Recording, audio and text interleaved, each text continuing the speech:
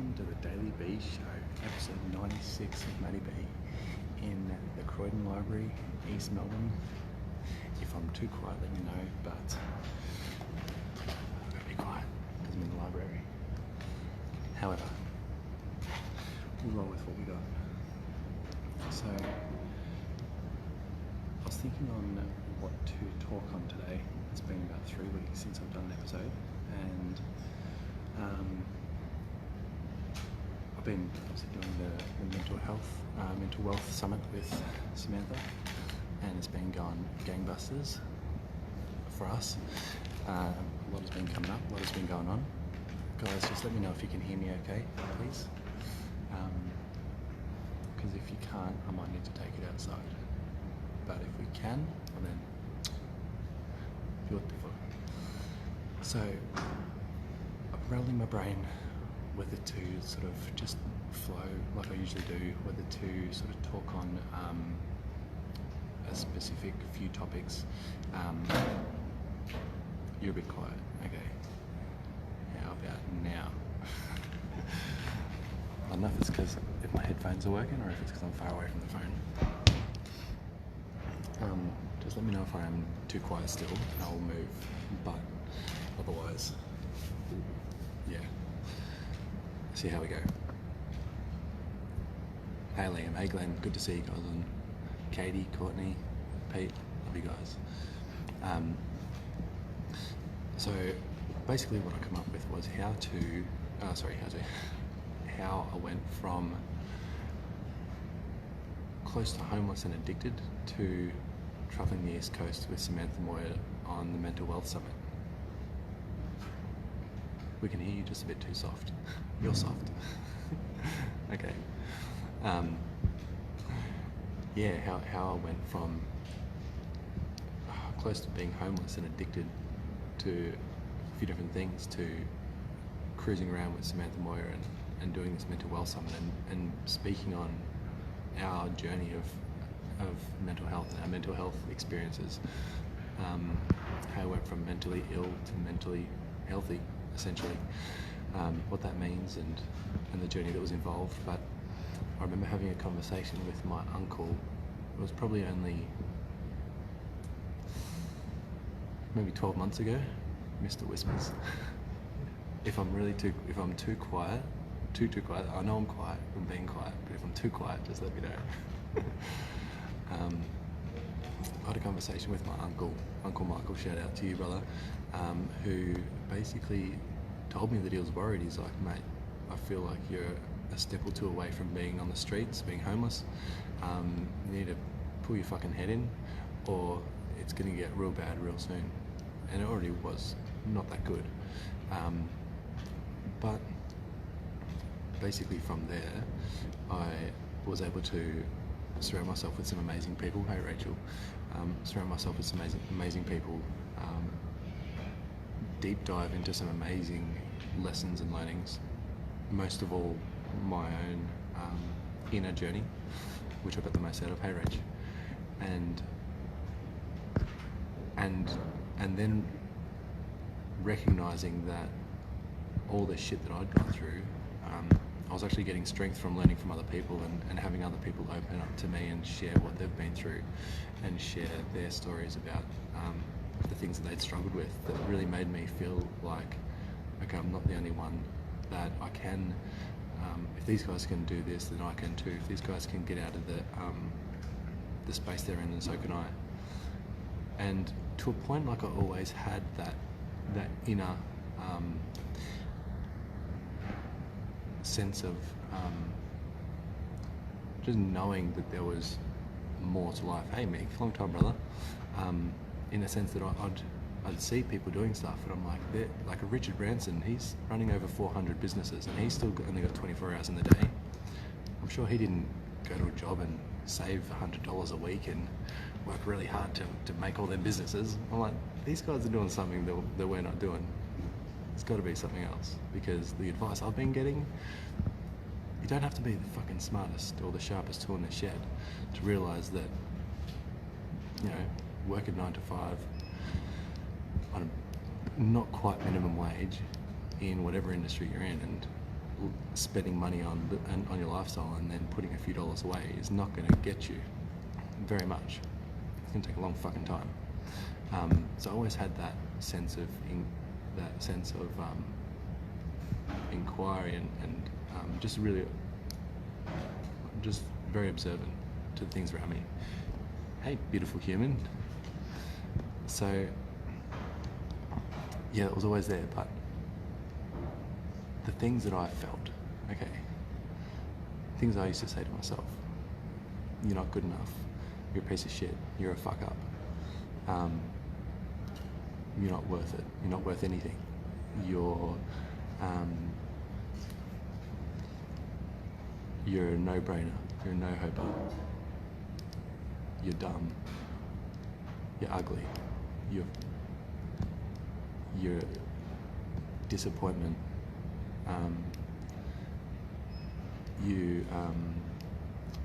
one of the big things was you only make people's lives worse, you're a burden on other people, you don't do any good.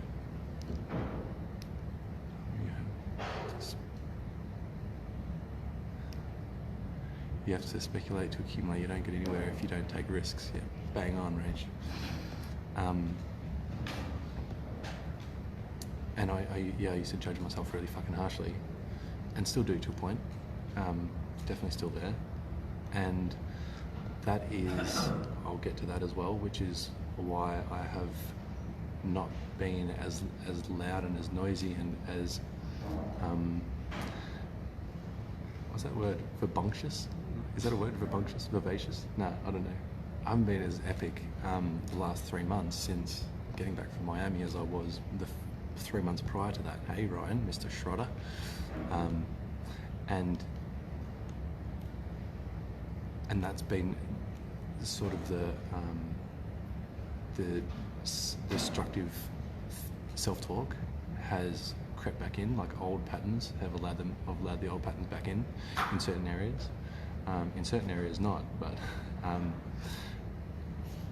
yeah, it's been an interesting journey diving within over the last 18 months and watching the ebbs and flows of it, having some fucking super high highs and some really low lows.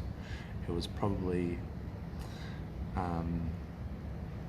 middle to start of last year that I was probably the closest I ever got to really contemplating suicide.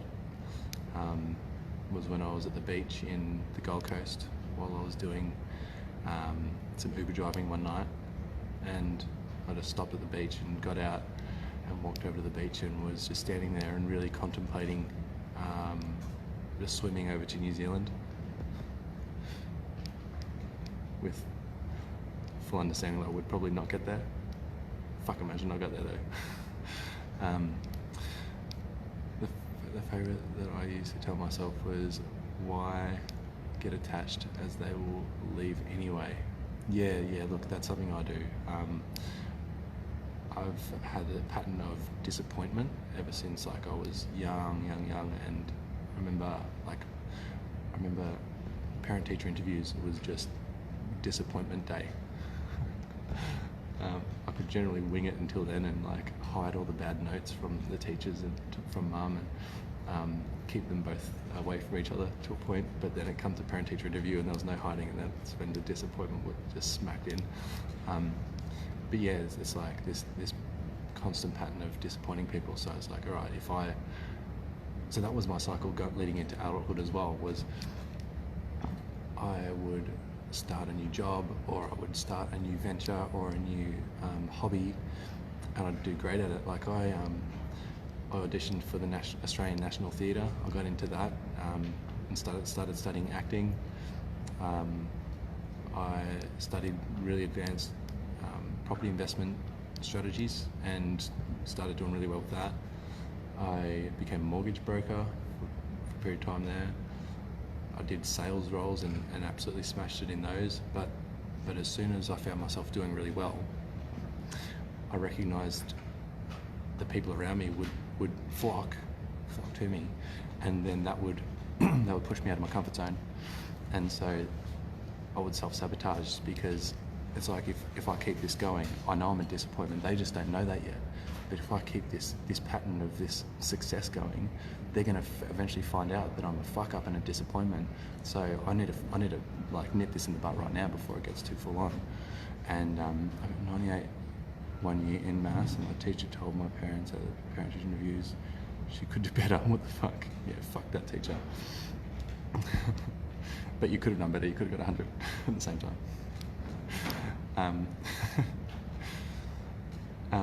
Yeah, so it's like, on one hand, I would just get really uncomfortable when things were going well, and you know, I've had a few, since getting into the coaching and the coaching space, I've had a few amazing clients that I've been able to work closely with, and something that kept coming up, I think a lot of us can relate to, Katie. One of the things that kept coming up a lot was being the sense of being a fraud, or being a what do they call that? What the fuck is that word? You'll tell me. Yeah, basically like being a fraud, and fucking that word. But anyway, so actually, hang on. I'll park that to the side for a second. So basically, my journey started when I broke up with one of my ex-partners, who had been longest relationship I'd been in, and before I met her, only about a year before that was my stint in the psych ward after I'd been in there. And before that, I was in that space. I was living day to day, week to week, not giving a fuck. Just fun was I was like a little kid. Like, fun was my mission in life. If it wasn't fun, I didn't do it. And whenever I wasn't fucked up, it wasn't fun, because the feelings were coming out. So I'd just get fucked up a lot. I'd party, be reckless, and that was just is how it rolled. And so from there, I basically landed myself in the psych ward for having too much acid one weekend, and just fucking tripping balls for about a month, or about a bit over half a month, and then in the psych ward for another 3 weeks almost. And messages come through. And then a year after, basically as soon as I got out of the psych ward, I was still fucking around. Didn't really heed the call to adventure to dive within at that point. But then went and travelled and met my ex, and we were together for about 6.5 years, and she just became another drug at that point. But we were still smoking a lot of weed, drinking a lot of piss, partying a lot, so nothing really changed. But when we broke up was when I was really, well, first of all, I got loose. I got super loose. But one of my friends reached out, and he's like, come and stay with me, and sort of pulled me into his world, which I'm so grateful for. Gave me a place to stay, rent-free, allowed me to be with him for a while. He was going through something similar, but we basically were there for one another, and that's when I moved up to the Gold Coast, and that's really when I began to notice what it's like to be alone, and to be in my own headspace, and actually start asking those bigger questions, like, why the fuck am I here? What's it all about? Why are we doing this? What does it all mean? What's real? What's not? And really started to listen to my own thought patterns and my own voice, and really started to question shit instead of just accepting life for being the way that it is. And like you said, what did you say before, Rachel? You said you have to speculate to accumulate. That's so fucking true, right? Like, the moment I actually stopped and started to ask those big questions was when the answers started to reveal themselves. They say that when the student's ready, the teacher will appear. Well, I've had multiple affirmations of how that's fucking true.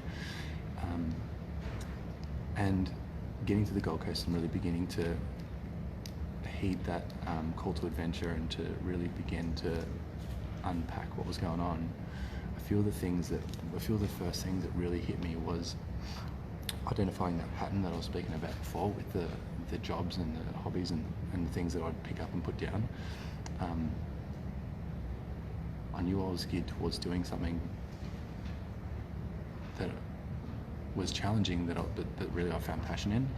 And although with the employment situations I've had, I've worked with some really good people and some really fucking amazing businesses. And I'd love that early stage of the learning the industry, learning the craft and the skill, learning about the people that I was working with. But as soon as that became mundane, there's like this part of me that just started to pull away. And there was this job I got, which I was still into the property side of things at that point, and I went and I worked with Real Estate Investor, which is, there's only 2 property companies, not that you guys give a fuck, but there's 2 property companies in Australia that, like, for the data companies that give all the data to real estate agents, to investors, all that. I'm like, fuck, if I can work for one of these guys, then I'll have all the information I need to do all the searching and the deal hunting and whatnot. And I got a job as sales staff in one of the 2 companies. And again, the same fucking pattern happened, but it was different, right? Because what actually happened was, because I was starting to clue on to myself, I was also starting to clue on and question things around me, and I was actually starting to use my voice and open up. And I ended up getting fired from that job because I told them, and obviously everything being a mirror, is I told them where the spaces that they were lacking and the things that they needed to look at, and the things that the few things that really stood out to me with them was that they were not communicating and being honest with themselves or us, their staff. They were money hungry, and they weren't actually following what the business's passion and what the business's vision was, and they weren't following that path. They were just doing whatever needed to be done to try and scrape together the money, get by it, and they had every excuse under the sun as well. So by me pointing that out to them, which obviously I was talking to myself at the same time, was they got rid of me pretty quickly. But from that experience as well, I quit jobs then. I quit after that. I'm like, I'm not going to work another job again. And some of you guys that have followed me, you would have seen me do that. Like, I quit drinking alcohol for fucking 18 months. I quit smoking cigarettes as well for about the same period of time. I fasted for 12 days, 14 days, a couple of weeks of food. What else did I give up? I stopped. I was just stopping all these things, right? And it was basically to eliminate the power that those things had over me and the cycles that they were keeping me in. Because smoking, for example, and drinking, actually, they're both real similar, is I wouldn't like go out of my way to go and have a drink or a smoke, and it would majorly detract from any situation or environment that I was in. And same with these jobs, is I would find myself going to these jobs and allowing myself to get into the semi sort of comfort zone where I wouldn't be pushing myself anymore, or I would allow myself to just get lethargic and low on energy and low on fucks given, and then not push towards anything that I was really passionate about. And that would be the beginning spiral of, all right, well, just spiraling down until I'd either fuck it up, self-sabotage, or just leave and move on to the next fucking thing. So with that job, I'm like, I quit jobs. I fucking quit jobs. And holy fuck, like, that's a big fucking call. Because one of the other things that I used to get told a lot and also put myself through was that I'm lazy, that I have no work ethic, that I only want to go for the quick wins, that I'm always looking for the quick fix, that I'm always looking for the get-rich-quick schemes. But I also know that that's bullshit, as much as other people see that and it appears to be that to them. I know that when when push comes to shove, like I'll work as hard as anyone else, and I'll do what needs to be done when it needs to be done. And even when it's something that I'm not passionate about,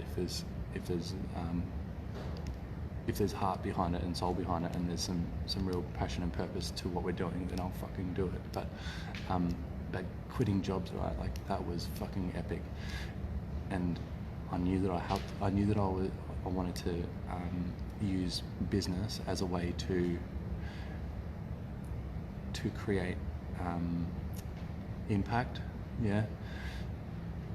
Property investing was amazing. Just on a side note, property investing was amazing to learn the possibilities of what's out there and what's available. But property is more of a wealth creation strategy. It's unless you're really fucking passionate about property, which I do enjoy the formulas and the structure and everything, and the negotiations and the sales and the creativity behind what's possible. But I see it more as a wealth creation strategy, and I see business as more so a passion building vehicle, and a way to really sink your teeth into something that you love, that you can use to support yourself and to create your own lifestyle around. So that's when I veered away from property a bit and started moving towards the idea of business, which I started like fucking 6 or 7 multi-level marketing companies before this point even. Like I said, I've had over 70 jobs, fucking heaps of industries. But yeah, so getting back to the quitting the jobs, right, was I knew I had to feel the pain. I knew that jobs were too comfortable to push me into doing something bigger, and I knew that it would just keep me in the cycle of what I was doing if I just kept getting jobs, as easy as it is. Like, it's fucking easy to get a job. I'm an accountant for 19 years. I've watched people with money want and need more, be unhappy, and then fill that gap with more shit that you need more money for. Yeah, it was soul destroying knowing that you couldn't make people happy no matter how hard you tried at what they. Yeah, Rachel, bang on. And you see it all the time. People that working fucking hard and do have money to go spend, but they've got so much going on. So what was I? So the quitting jobs, I had to feel the fucking pain. Like, if I really wanted to create that shift from an employee mindset to a business owner's mindset, and Katie, will talk about this last night. Like I've got friends and know people that were brought up with business owner parents and in business environments, and having a job wasn't even a thought. It wasn't even in their scope of reality. Just starting a business was just what you did, so they just did it. I'm sure they've got their challenges within business, but it was just a natural progression. Whereas someone that grew up in an employee environment, surrounded by employees, it's all the little nuances and programming that comes out bit by bit that for me was so fucking full on to shift, and still is a challenge to shift. I'm clearly not fucking rolling in it because of the amazing business I've created, but I knew that if I wanted to get to that point, I really needed to feel the fucking pain. People move away from pain faster than they move towards pleasure, and that's what I did.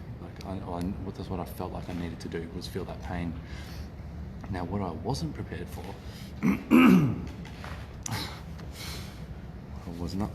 was,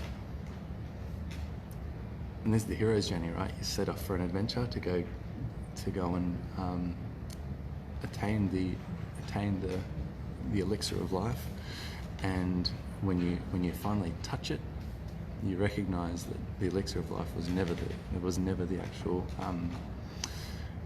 the benefit that you were going to gain from that journey. It was the person that you became and the character you built on that path. And what I wasn't prepared for was the spiritual and the bridge between science and spirituality that I would find on that path. Science, I put science and business in the same sort of category. Scientists would disagree with me, yet they all work for universities that are all businesses. But anyway, I've been listening to a lot of lot of talks on duality and non-duality recently. That's on top of my mind. But so that bridge between our seemingly natural, realistic world that we live in and the metaphysical, intangible, spiritual world that people supposedly have these experiences in, but until you have actually experienced it yourself and gone on that journey, you have no fucking clue what they're talking about. But what I'm getting to, right, is the and this whole trip, the Mental Wealth Summit's testament to this as well, is the synchronicities of the universe that just continually prove to me that everything is working in our favour. It's not working against us. Now, my stepdad Ken is probably my biggest critic. He's probably everyone's biggest critic, actually, when I say that. But he sees what I'm doing from the outside, and straight on, it's like he would be someone that would label it as like a what's the word? Like a moocher, someone that just fucking. Why do you call me the day? A con artist. He reckons I'm a con artist. Best con artist he knows, he reckons. But what he doesn't realise is that I don't know. It's like I just turn up and things just fucking happen. So I'll give you an example, right? My mate, who I moved up to Queensland with the first time, his partner moved back in with him, and so I needed to move out. I have fuckloads of businesses and banks that I owe money to, and people that I owe money to, and so I'm kicking the footy. I just went for walks and kicked the football to myself. That was my sort of me time. And I met these couple of Aussie lads down at the park who were kicking the footy, and started kicking the football with them.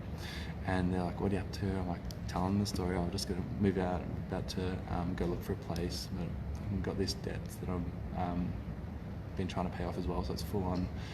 Guy just goes to me, "Mate, I've got a spare room. I own my own place. I live in Burleigh Heads on the beach. You can stay with me for as long as you need, or you can stay with me for a while and until you get yourself on your feet." And that is just one example of like a Rolodex of examples that I've got of people and circumstances that just keep coming up to help me on my journey, and it just blows my fucking mind how frequently it happens. Now it's a daily fucking occurrence, daily. When you really start opening up to recognising the power of what's going on around us, it is just fucking phenomenal. So that really caught me by surprise. I began meeting some amazing people around the Gold Coast and around the world, actually, all over the world, who have really begun to open my eyes to my own purpose, and allowed me the space to really lean into being myself and share my passions and my enthusiasm. How much fun that is. Fuck yeah, Anthea. A lot of fun. And I don't even know where to go with this. Like, there's so fucking much. Okay, so where I go from quitting jobs to really falling into this. So I have a deep thirst for knowledge, really deep thirst for knowledge, and so now that at this point, now that I was on this path, I just needed to consume. I needed to consume so much. Like, I was getting coaching myself. I was getting every day. Like, I'd be reading books. I'd be listening to books every day, watching podcasts. One of the mantras that I've held ever since as long as I can remember. I reckon Mum maybe put it in my head. I don't even remember, but ever since I was a little kid, like, there's an answer to every question. That's something that I've always just known and believed for some reason. I don't even know where I got it from, but it's like whenever I had a question, I'd go search for it. I knew the answer would be there, straight up. And so that's what I did. Like, I got to a point where, like, I was watching 8-hour lectures on quantum mechanics easily. I was listening to 24-hour long audiobooks, getting through them in no time, reading like I'd never read before. I read a lot of Goosebumps books when I was a kid. That's about as much reading as I did. But then, Tanya, bang on point, Tanya. So I got to a point then where my coach was like, "Mate, you're actually addicted to certainty. You're consuming so much fucking information that you're not putting any of it into action." And that's when I was.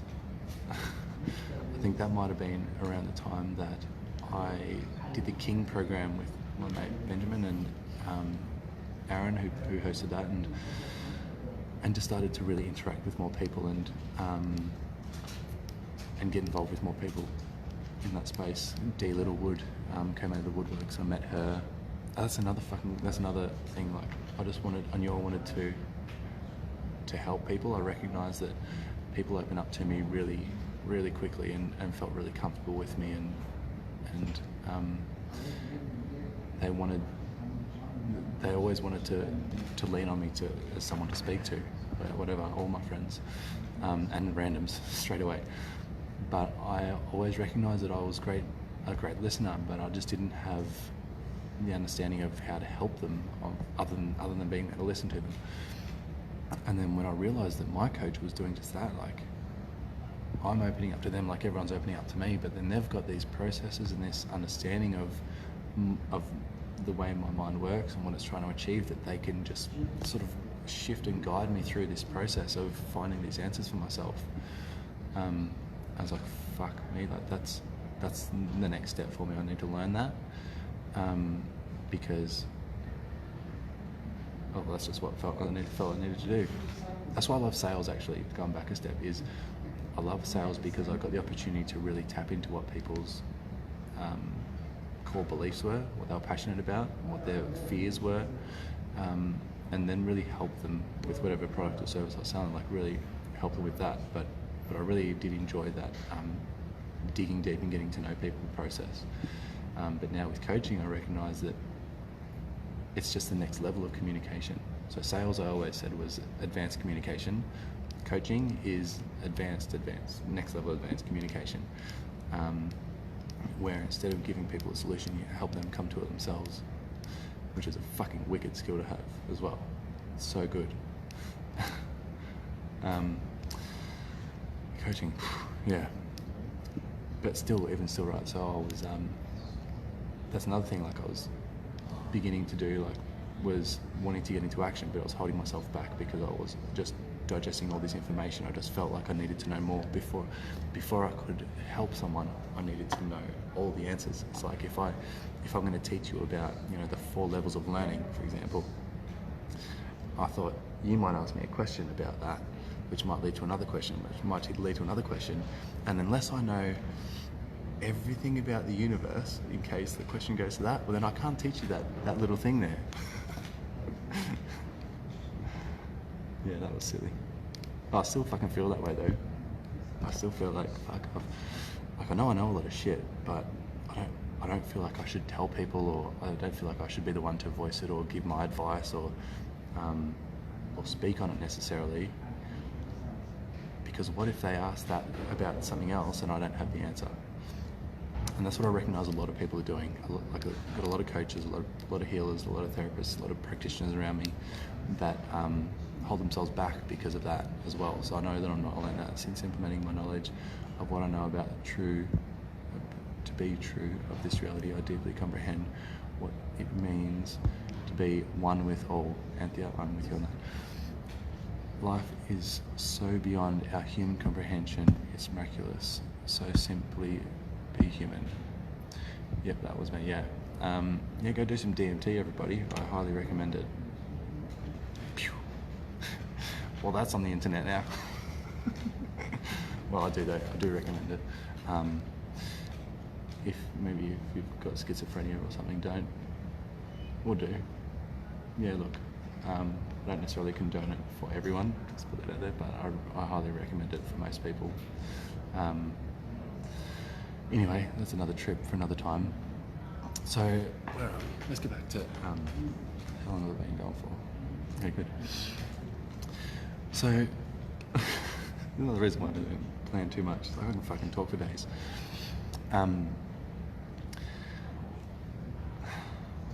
The coaching, yeah. So leading out of blow shit up.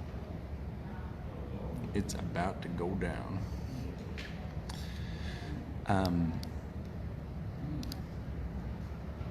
By the mother. I have been called by the mother.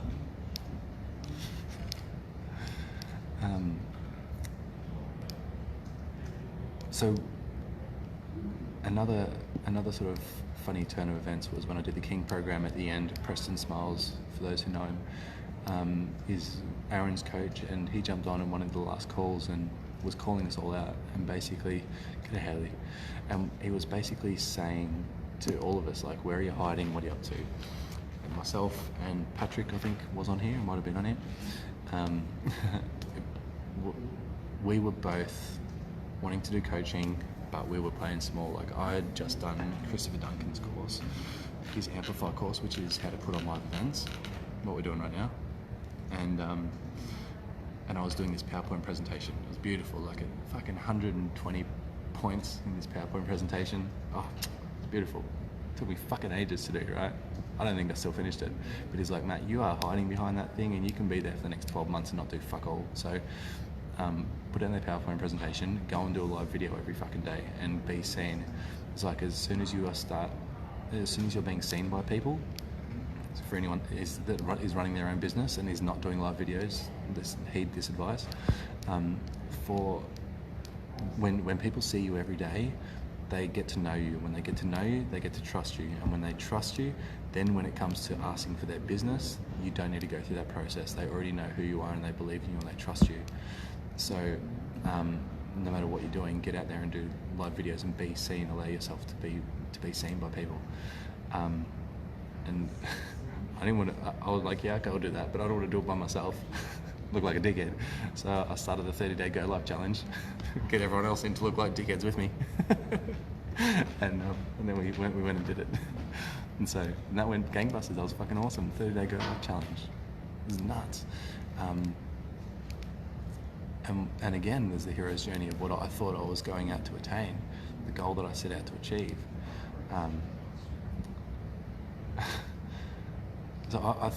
Or a little event in the Gold Coast where you live, yeah. So I thought I was on the Go Live challenge because I wanted to be seen and to be out there, right, and to get my name out there. What I actually got from it was this, which is probably the catalyst for me anyway, for this mental wealth summit that we're on, which was, okay, so the first start of it, hey Nikki, speak of the devil, jump on, talk about 30-day Go Live challenge, 2, 3, right, and you sort of put on this this facade of what you think other people think you should be doing, and it's really fucking awkward to watch. Actually, if you go into my Instagram, if you go to my Instagram, there's heaps of those kind of videos. Oh, fucking, it's cringeworthy. It's funny though, that's why I leave it up there. But then you get to this point where you're like, all right, I've got nothing else to say. I don't know what the fuck to say, but I've committed to this 30-day Go Live challenge. So now I'm just going to be like, oh, look, I don't know what to say. I'm fucking nervous, blah, blah, blah. And you just, like, all those shackles of expectation just get released and let go. And then you start being genuine. Then you start being vulnerable and authentic. And then when you tap into that a little bit, then you just start talking about shit that you like zero fucks are given. It's like, I'm just sharing this because I've just got nothing else to do, nothing else to share. And then what happens is you start getting this feedback from people. It's like, man, when you're being authentic and when you're just like letting it rip and you just don't give a fuck, that, like, I get so much from that. Or they say things like, just like come up in here a few times, like, I can relate exactly to what you're feeling, like, or I've been there before, or I've gone through the same process. And that was the point for me where I was like, that kept coming up time and time again. I was like, holy fucking shit balls. Everything I'm thinking and feeling, another example of the collective, how united we are, is everything I'm thinking and feeling, people around me are feeling the same as well. So whenever I open my mouth and say something, I know that I'm not just talking to myself. I know that there's people listening right here, right now, who feel the same fucking way, who have experienced the same fucking thing. And then the next step for me was then hearing people say, Matt, because I watched one of your videos, I was able to go and do this. Or because I watched one of your videos and heard you talk about this, I was able to go and speak to this person about this. And even my heart's like fucking filling up right now. It's like, that's when I realized that it's got nothing to do with me, and it's no matter how scared I can be, or how embarrassed I might think I would be, or how awkward or vulnerable I feel,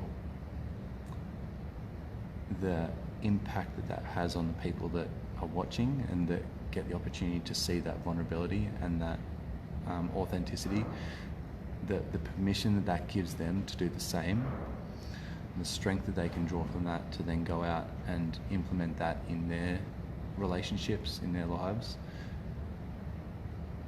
that's fucking next level. That is the first time I really experienced what people talk about a lot, which is do something that is bigger than yourself, or find something and a passion or a purpose or a reason to do something that is bigger than yourself. And that for me was fluffy and it sounded good, and I was all behind that, like, yeah, let's do that. But when I really fucking felt that, like that my heart just fucking burst. Next level. Yeah, that's full on. And so that is the train that we've been on here now, this mental wealth summit. But it's funny, right? It's never about you, yeah. And that's the strange loop, right?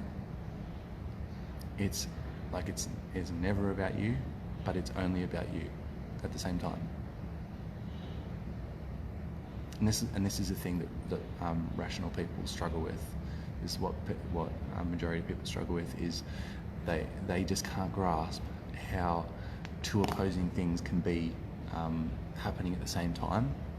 They can't understand how nothing is about you, but everything is only ever about you at the same time. People really fucking struggle with that. It's tough. That's something that the heroes on the hero's journey would write in their books and give back to the people when they come back from their journey, and the people would just throw it away and be like, man, this cunt's crazy. That's that kind of experience. But that's what it is. I mean, I'm not going to convince anyone of that. You've got to go on your own journey and figure that shit out. Till then, just keep calling me crazy. Stupid is, stupid does. They're Leo smoke. Yeah. Me and Sammy were watching Leo grow up last night. Fucking what a boss. Oh, Leo. Me and him had a lot of good chats. But it's funny, right? So after the 30-day Go Live challenge, or about halfway through the first one, I started the Daily B Show, which was, again, just me sort of pushing towards whatever make my arsehole sweat and doing things that scares me. And I had a couple of weeks into that, I started getting comfortable with the 30-day Go Live challenge. And so instead, I'm like, well, I'm going to start interviewing people and seeing how that goes. And I just like I like Gary Vaynerchuk, right? I have listened to him a lot. And he's got the Gary V Show. So I'm like, he's got the Daily V Show. Yeah, I'm like, oh, Daily V, let it roll, baby. So I sort of pitched that from him. And I was actually had this idea of sending him sending him some legal documents to sue him for stealing my name in the past. Does that make sense? I just wanted to get his attention, really.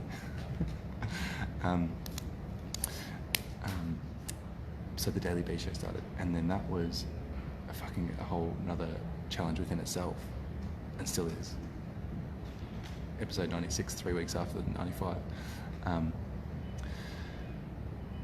but then that became actually. So I'll talk about that bit. So where are we at? We're almost now. All right. So again, back to the marketing side of things, for those that are running your own businesses and wanting to get out there, when you can, it's called cross-pollinating networks, right? So I wanted to sort of get out there as a coach, and I figured if I can speak to someone that has another network that I haven't met before, then that'll give me exposure into their network, which it fucking does. It's awesome.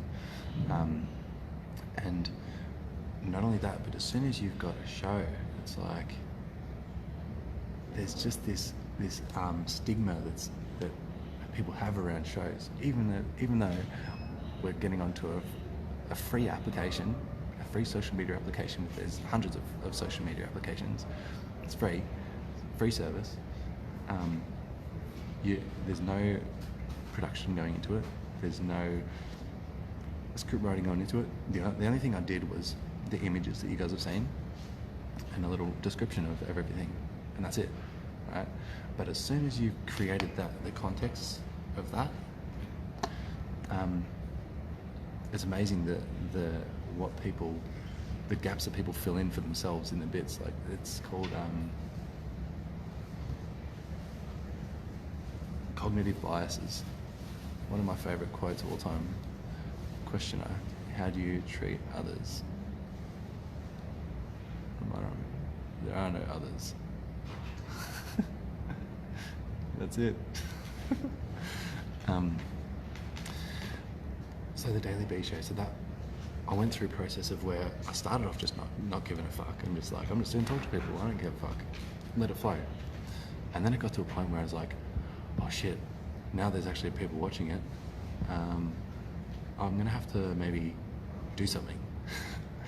And so I'm like, right, I'll write out like something smart to say at the start, something to say at the end, sort of intro and outro, and I'll make up some questions to ask people, so sort of there's some structure to it as well.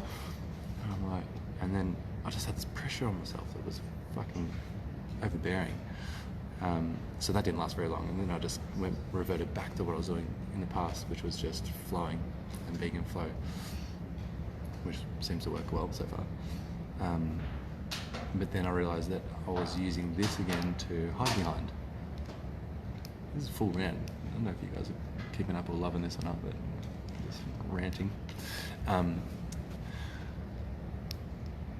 Yeah, so I would just be, I remember why I'm going through this rant. So I would just be hiding behind these people that I'd be interviewing then and not putting myself out there. And so I found myself back in my comfort zone, hiding a little bit, easy to hide. And then how'd it happen? So I was in the crew that went to Miami, right? The crew that went to Miami, what is that? Said they were going. John McKenzie said how good the last one was and how much it impacted his business, meeting all those people over there, to the Grant Cardone 10X Growth Conference. Something in me just flipped, and I knew I had to go. I knew that whatever it was, I had to go there, I had to do that. And so, again, for those that saw, like, I was all over this fucking shop. I was creating GoFundMe accounts, I was creating fundraisers, I was putting stuff out there, I was doing competitions, I was giving away, I was doing free like weekly coaching stuff. I was doing everything I fucking could. I even spoke to a friend about doing like some topless waitering and stuff like that. I just had to get there, right? And so many people supported me, so many fucking people supported me. That made me uncomfortable, because it was like, when I'm doing the shows, doing these lives, you sort of see, yeah, people are viewing, people are liking it, people are commenting, but it's sort of at a distance. But when that turned into money to go and actually go on physically go on a trip, that's when it became real for me. It's like, okay, I know these people are real, and I love them to bits, especially the ones I'm connecting with regularly as well. but that had just a more real impact on me for some reason, and when I got there, I felt that. But one thing I felt that really just the one thing I felt that I bottled up was that I leaned on my mum to, okay, no, let me say that again. In that process of getting there, my mum saw how passionate I was in what I was up to, and she saw what I was doing. She really believed in me. And so when I didn't have the money to get there near the end, she put up the majority of it for me to go over there. She put up about, she doesn't want Ken to know this, so don't share this with Ken. Don't share this with Ken. And he's not following me anyway. He's blocked me, so that's good. Note to self and note to you guys. Our little secret. Fuck. Anyway, Mum helped me out. Oh, that's another reason why I didn't share it as well, because, okay. Damn, I don't like secrets. Anyway, so Mum Mum helped me get over there, right? And so, on one hand, when I got there, I didn't tell people that I got the money from Mum. I just said I raised it. So I had all these people sort of admiring what I'd done, and me, I felt like an imposter. That's what I was thinking about before. Imposter. Well, I had imposter syndrome, right? And that's what a lot of people I've been talking to have been coming to me with. But I've just been listening to them about it and not going within and recognizing why is this fucking imposter still coming up. So whispers, yeah. Cognitive biases, yeah, brain, yeah, that's it. So getting over there, I felt like an imposter. I felt unworthy of the support that I'd already got anyway. I felt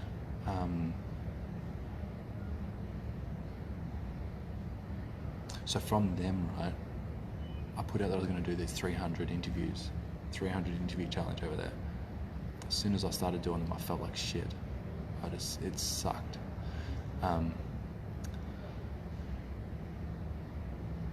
felt like an imposter going up to people and even asking to do them, and I felt like I was like laughing at myself. I felt like people were laughing at me, but I was laughing at myself when I was in the midst of doing them. I just felt like a massive fraud over there.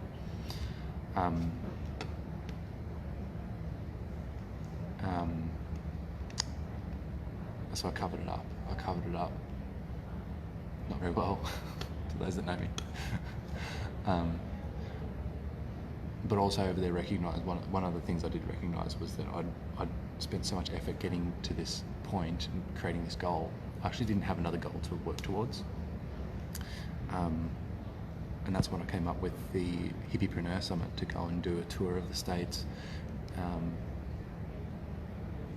And that's what I told people that I was working towards, which I am sort of working towards, something similar to that. A dynamically evolved version of that, maybe. But that's where that came from. And since then, like, even like over there, you guys that watched me and saw me over there, like, I was not myself. I wasn't being the overly confident, passionate, enthusiastic self that I was prior to that. I'd bottled up, and that's basically stayed with me since then. Largely stayed with me since then. There's been moments, but there's largely that factor of needing to perform, feeling like a fraud, and then expectations of needing to perform as well. And this is why I'm so excited about celebrating mental health and celebrating people's journeys of where they're at and what they're up to, because it's never just a smooth cruisy ride. Hey Kezia, it's never just a smooth cruisy ride. There's always ebbs and flows and peaks and troughs, and so when we're cruising at some high altitudes, it's fucking rad, and it's great to ride the wave. But at the same time, there's just not enough education, I don't think, around the trough in that wave as well, which is what we're chatting about. But so getting back from the Miami trip, yeah, I just felt shit. I just went into a bubble. And I was still sort of doing the daily B shows. I was still sort of doing stuff here and there, but I'd now had these things that I wasn't speaking about, that I'd been bottling up, and yeah, that's fucked. That's so fucked. So, what happened when I got back? So that was February, March, January. Was that January? Fuck, I don't even remember. What is it now? It's March, April. Yeah. May now. Jesus Christ. Well, basically I started to do the hippie-preneur stuff. So getting that all up and running. Hang on, what do I feel like I'm missing out on something? Money. Kezia, I'm talking about money. And my relationship with it, and that with others. So I still owe people a lot of money. And that's one thing that's played heavy on my mind for a while. And I think contributed to the imposter syndrome as well. For sure. February it was, yeah. Because like that notion of, well, you haven't done certain stuff, so what right do you have to be doing these other certain things? And yeah, so there's been this sort of toing and froing with really learning to accept where I'm at. Because oh well, because you know, money's money. Because we had discussions around money, Kezia. And all the trigger points there. It's directed at me. It is directed at me. Well, because I don't know if you want me to talk about it, Kezia, but there's been people in the past, yeah, that have really been super fucking generous with me and for me. And although my intention is never ever to take anyone for granted or take anyone, okay, cool, it's never to take anyone for granted. That's how it comes across, and that's how it feels sometimes. Definitely has in the past. And but that's weighed heavy on me when that's happened. Like there's some fucking people in this library. You know, yeah, just, and I think that's a byproduct of my own the lack of clarity within myself on my own sort of principles that I held, on direction I was keeping in. My own lack of clarity within myself meant lack of clarity with those around me as well. Yeah, and really like stepping into and owning where you're at. It's fucking full on. And I mean, 12 months ago, 18 months ago, there's no fucking way I would open up and talk about myself, about my feelings, about all that sort of stuff. No way. That's a good thing about being good at sales as well. Like I was great at getting other people to talk about their shit. I'd sit with someone and get them to open up about themselves for hours, and I'd be their best friend, they'd be my best friend, but they didn't know anything about me. I've had really close friends come to me and say, what the fuck are you doing with yourself? Like you never talk to me about yourself, or I never know what's going on with you. So I just hide, and it's because largely that uncertainty. And with that uncertainty, not owning, or just not owning that uncertainty, and even communicating that. So even now, like I owe some people some money that has been weighing heavy on me, because I know that it has caused them distress. I know that I've created these situations that, yes, matey, hey bro, good to see you, man. I know that the certain decisions that I've made have created like fucking challenges in other people's lives. Now this is where the yin and the yang and the totality come into it for me. Is like I see with these three eyes. I see the challenge that they get, and that I was, for whatever reason, they needed that challenge for their own evolution. For me, I see my space in it and what I created, and I'm learning from the feedback that I'm getting in what I've created. And then I see that as a totality, as a whole. And so, depending on which eye I'm looking from, will dictate different emotion. So, if I'm looking at it from my perspective, I never want to cause people ill harm or you know, pain or anything like that. But on the other hand, I also recognise that it's not my job to keep people in cotton wool. Not to say that I'm out there maliciously going out there fucking people up. But looking at it from their perspective is that there's something that these people obviously needed to learn, that I needed to challenge them on and trigger them on for them to get that lesson. And I say that tongue in cheek. I think I'm using that expression right.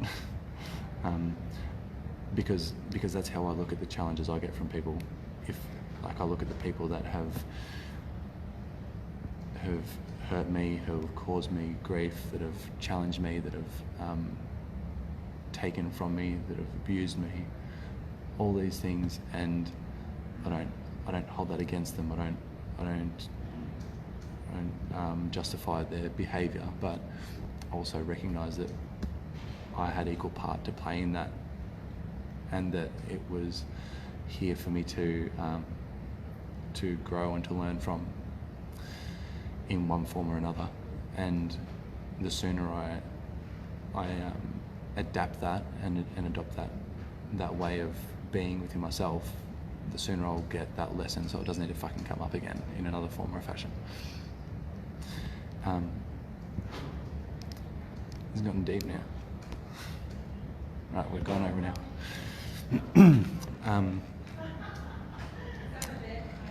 So the Mental Wealth Summit, we'll move on a little bit. It's the Mental Wealth Summit.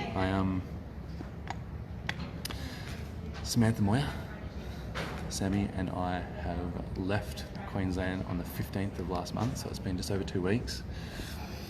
Hey Beck, hey Cara. We have, fucking hell, we have been through a fucking ringer in the last 3 weeks already. It was sort of off the back of me preparing for the America trip, for the Hippiepreneur Summit that I plan on doing over there, and recognising we didn't quite have enough time. Imagine if I fucking did America. We didn't really have enough time to prepare for over there, so we're like, let's just do a small Aussie tour first, just to find our feet, see what it's like, learn the ropes. So what, a month and a half ago maybe, it was an idea, and we just left. We just got our affairs in order, which there was a fucking lot of things to do even before that to even leave. And we just bit the bullet. It's like, Samantha and I both recognise that we're the kind of people that run from things in the middle of it. that all gung-ho at the start, but then if things get too fucking full on, then we give up. That has been a cycle in my life and in Sam's as well. And there's been so many fucking opportunities for us to do that. Like, we really left with great intention, with zero plans-ish. we're definitely learning along the way. So, yeah, one. Oh, man, it is fucking full on. I don't even know where to go with it, eh? I don't know where to go with it. There's so many layers. Like, again, I could talk about the surface level of the actual things that we've been doing. I'll talk about the relationships we've been creating and making. Julia, building a parachute. Yeah, building the fucking parachute all down the fucking pipe.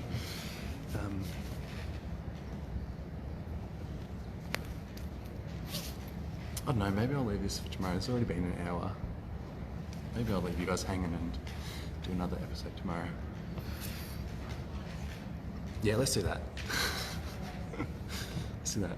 If you guys have questions, actually, let me talk about it for a bit. I'll talk about it for a minute.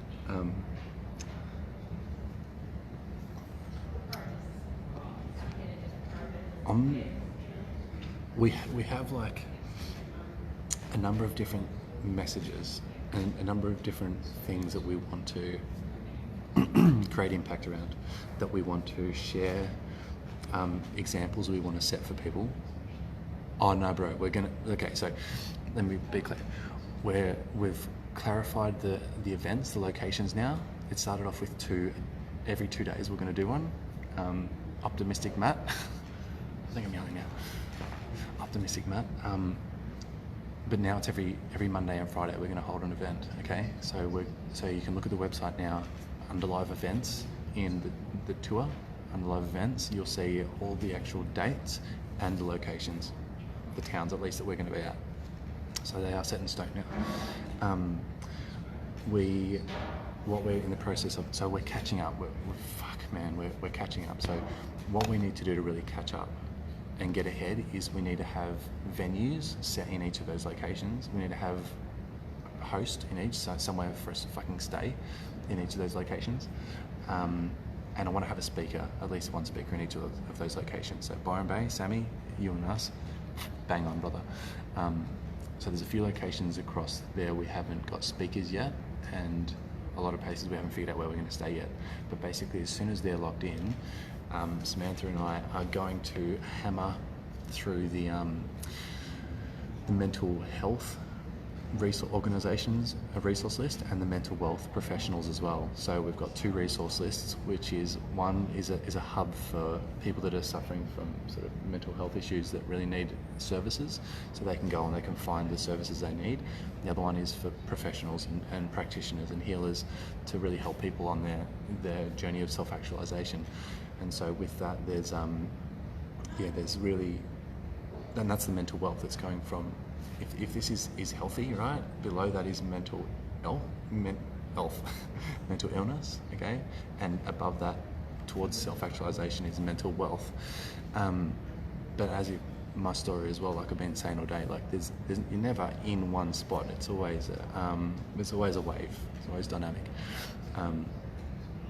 So they're the 2 resource lists we're really we're building, and we're getting a lot of great feedback from people in the communities about the necessity for it, because there's literally, like, I could talk to 10 people in here about issues they've got and ask them about where they would go for help, and they wouldn't know about the 25 fucking venues and organisations and foundations in this local area that they could go and see. It's just not communicated well enough, and people don't search for them until they need them, and when they need them, they don't even go and fucking search for them.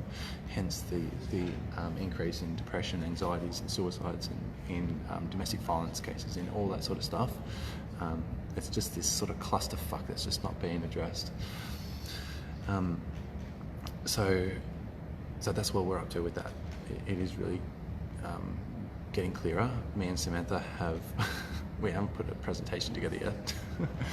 we're just sort of we're trusting the process. What we've got, like, we're really lucky that we're both amazing shit talkers.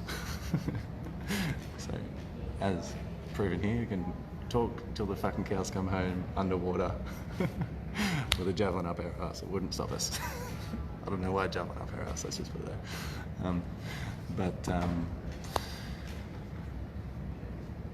But it's really fucking fun. I was speaking on one of the videos today. It's like on one side we've got everybody making every fucking excuse and reason why not to get into action, and on the other side we've got us getting into massive action without having anything prepared and not knowing the fucking way, and just getting balls deep in it. Now we're gonna bring these two together, and I'm up for this. Yeah, brother, good. You're talking about the javelin, eh? We're going to bring together that with the best. Oh, it's on like Donkey Kong. So it's really just about fulfilling the need for certainty and fulfilling the need for variety, both in resourceful ways, which we haven't been doing. We've really been fulfilling our need for variety overwhelmingly without our sense of certainty. It has really been coming from faith and trust, like really blind faith and trust is where that's been coming from. And I wouldn't have done it any different, because the amount of affirmation that we have got in just trusting the way and having that faith that things will unfold, they do anyway, but it's just phenomenal. So yeah, now Sammy, what you said to me about, I think what was it you said, it's like we think differently. You're I should say, I think you said like, you think about making an impact. Oh no, what did you say? You think about the fluffy shit. I want to make some money. I don't know, it was something like that. And I'm like, well, the fluffy stuff's good, and it really is good. But if you got no fucking money, you don't have much fluff. You can't spread your fluff as far as you'd like. Yeah.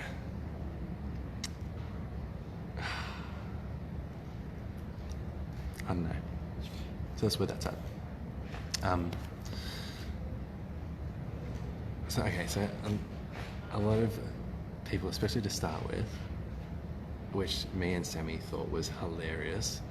A lot of people, because we've got really good chemistry and we have a good laugh and we fuck around a lot, quote that, yeah, is everyone started asking me and Sam if we were together. And a lot of people still do.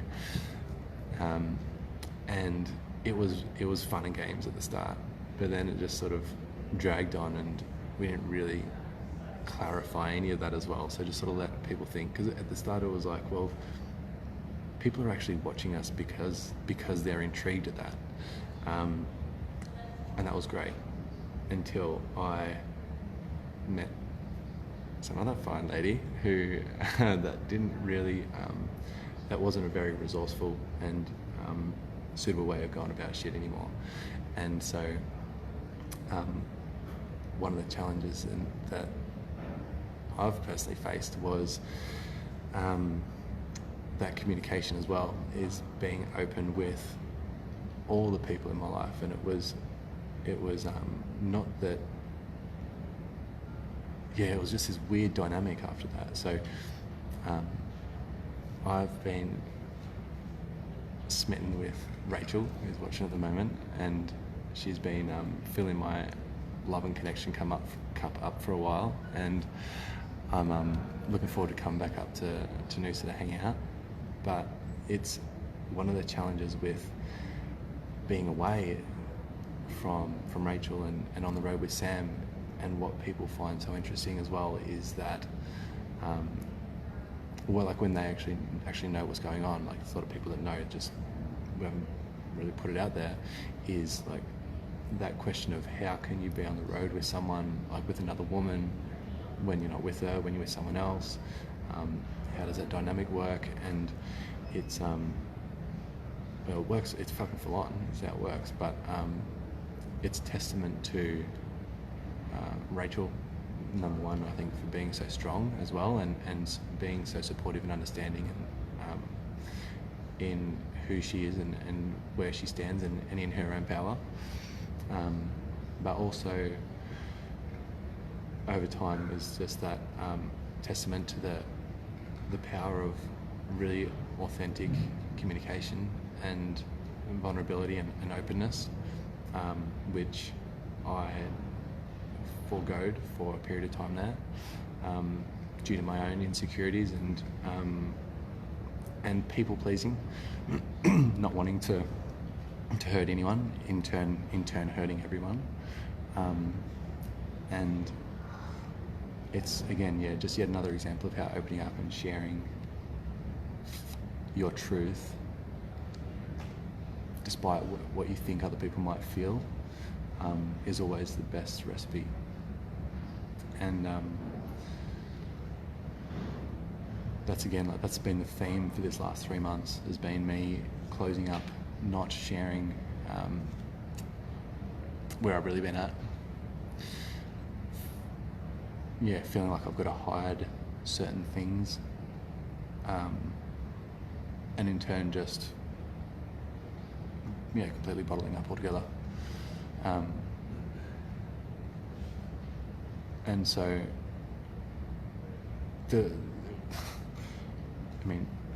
just the me and Sam on the road together, like Sam and I both have not spent this much time with one other person for fucking ever, really, not for a long time.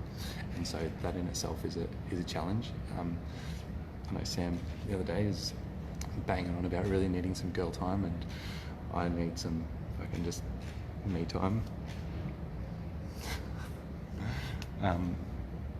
From time to time, but the thing is Sam and I, Samantha, we do have an amazing relationship, and we do have a great connection, and I want to talk on that more as we go along, because the same reason I got my mum on the show actually is because I wanted to show people an example of what a great relationship looks like, and I think Sam said to me today or yesterday, I think it was today, that she really learned like what it's like to really grow a strong relationship with the opposite sex without any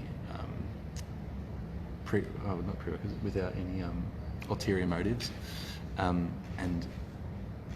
vice versa. Like I've got a lot of girlfriends, but I equate this to two, like Karina and Lauren, who I've been friends with since like young high school days, and they were really the first really close girlfriends that I ever had of that same nature, that was like just an amazing friendship in that sense. I've built a lot more over the time, but I still think there's a lot of people out there that struggle with the dynamic of relationships with the opposite sex, and especially when people are in a relationship as well. Like that's when it does become difficult for a lot of people, from what I've seen. So yeah, I'm keen, Sammy, to share a bit about that with people as we go along as well, on just the dynamics and the mindsets and where we're at. And yeah, Rach, you're fucking amazing, and thank you everyone for holding me accountable and calling me out of my bullshit, and yeah, setting a higher standard for me to live up to. Yeah.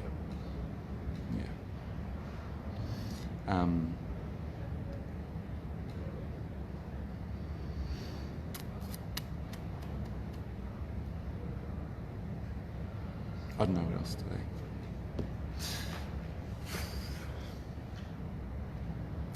Episode 96.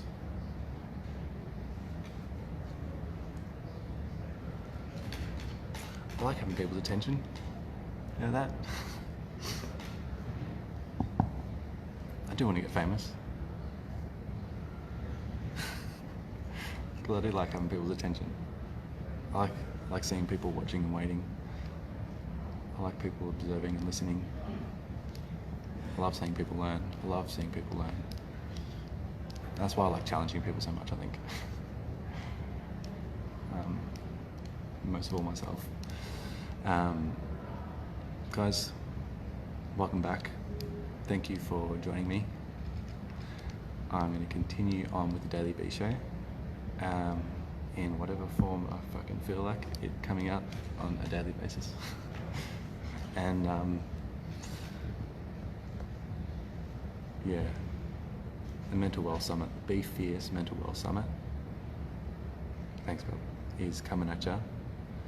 And if you know anyone in Bendigo, Canberra, Hervey Bay, Rockhampton, Mackay, who would be worth us connecting with to be speakers, let us know. If you have a space for myself and Samantha to stay with you in Bendigo, Canberra, Sydney, Byron Bay, Gold Coast, actually don't know about Gold Coast, Byron Bay, Hervey Bay, Mackay, Rockhampton, and Cairns, let us know.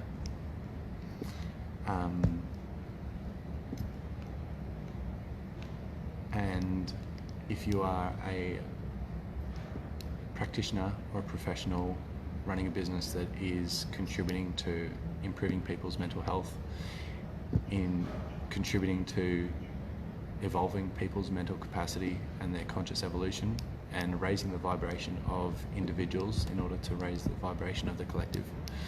If you're in that line of work, then please reach out, because we have a space for you in the Be Fierce website, which we will love to host you and share your services in there. Yeah. I appreciate you appreciating recognition, Rachel. And look, mental health organisations and community services, just inundate Samantha and I with their details, please.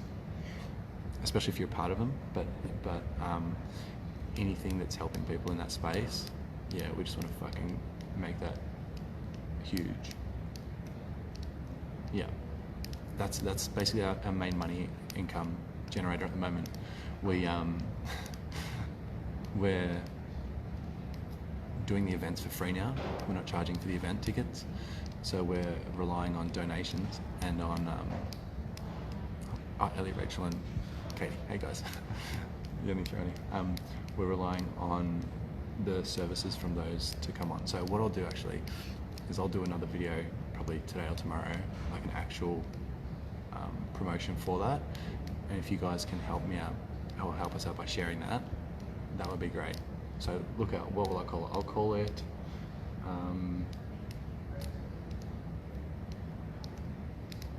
don't know, you'll figure it out. It'll be pretty clear. I'm pretty clear with my messages, I feel. All right, you sexy motherfuckers. Have a wicked night, have a wicked day, have a wicked life. I'll smell you later. Hopefully sooner rather than later. Maybe out.